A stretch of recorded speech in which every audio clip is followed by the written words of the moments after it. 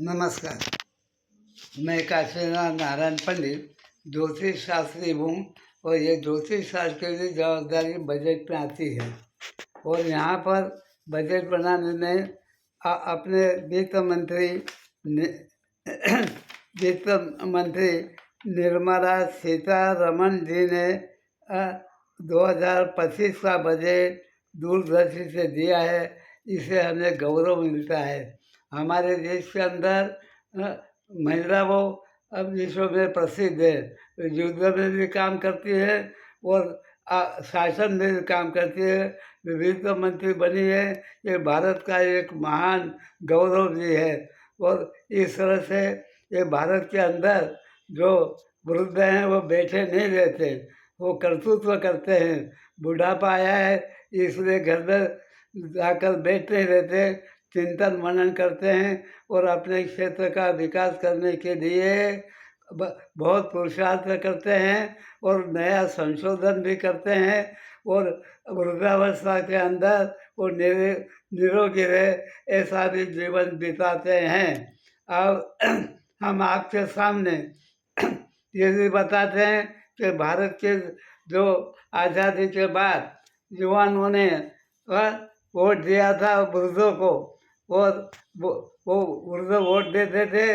और आज भारत के अंदर जो भारत आज़ाद हुआ, आज तक वृद्धों ने शासन ज़्यादा किया है, ये इतिहास बताता है। और इतने विश्व विकास, इतने दुनिया बड़ी है, राष्ट्र कितने भी बड़े हैं, पर वहाँ महिलाओं का राष्ट्रपति का जाने का दुर्लभ हो गया है। मगर यहाँ युद्ध और राष्ट्रपति बनना, शासन करना और वित्त शास्त्र को यहाँ पर विकास करने का गौरव भाई महिलाओं ने किया है। तो इस तरह से वृद्धों ने भी अपने जीवन में समर्पण किया है अलग अलग क्षेत्र में। मगर अब एक बात ऐसी है कि वृद्धों के लिए, विकास के लिए, सम्मान के लिए, उनके जीवन के निर्वाह के लिए वित्त शास्त्र होना जरूरी है। वो निवृत्त होंगे वो तो भी उनको कार्य करने की जागृति उनमें है। तो इसलिए हम कहते हैं कि ये वृद्धों के लिए वित्त मंत्री जी आयोजन करें। कैसे कि एक व्यक्ति या महिला या किसी और भी व्यक्ति वहाँ पर 100 रुपये जमा करती है बैंक में, तो उसे 1 वर्ष के अंदर 507 तक उनको रुपये का ब्याज मिलता है। मगर हम ये कहते हैं कि इतना 100 के बदले में उनको बजट में ज़्यादा मिले, ऐसा आयोजन ज्योतिष शास्त्र बता रहा है। बुध जो ग्रह है व्यापारी ग्रह है, शनि वृद्ध ग्रह है, तो उन्हें 100 रुपये की कोई चीज़ दे के जाहिर क्षेत्र में, कुटीर में या टेबल लेकर देते, या उनको ऐसा प्रबंध कर देते की जगह का, तो 100 रुपये से रोज़ 1 रुपया कमाएंगे तो महीने में 30 रुपया होगा और 12 महीने के अंदर 360 रुपये कमा सकते हैं। 100 रुपये का 1 वर्ष के अंदर भारत का इतना विकास हो सकता है।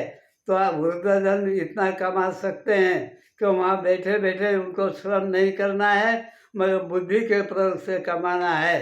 तो हम ये कहते हैं उन्हें 1000 रुपया अगर मिल जाए तो उनका जीवन इतना बदल जाएगा और वो अर्थशास्त्र के अंदर राष्ट्रीय सरकार दे सकते हैं और सम्मान से जीवन जी सकते हैं और अपना परिवार के अंदर निर्वाह करके सम्मान से परिवार उनका गौरव करेगा। इसलिए वित्त मंत्री से मेरी करबद्ध प्रार्थना है कि ऐसा आयोजन करें कि उनके विक्रय स्थान भी बना दे, तो आपको दुनिया के अंदर वित्त शास्त्र का महान क्रांतिकारी पद आपको मिलेगा, ऐसी मेरी श्रद्धा है। और ये श्रद्धापूर्वक ये मेरा वृद्धों का बजट उनके कर कमरों में रख रहा हूँ। भारत माता की जय। सरकार दो और एक दूसरे का विकास करो, ये भारत के पंतप्रधान का नियम है। तो ये सरकार मिलेगा, एक दूसरे का उदय होगा। ये बजट कभी भी छोटा नहीं बनेगा। इतने पैसे नहीं मिलेंगे तो आधे तो जरूर मिलेंगे, ये मेरी आत्मविश्वास है मेरा।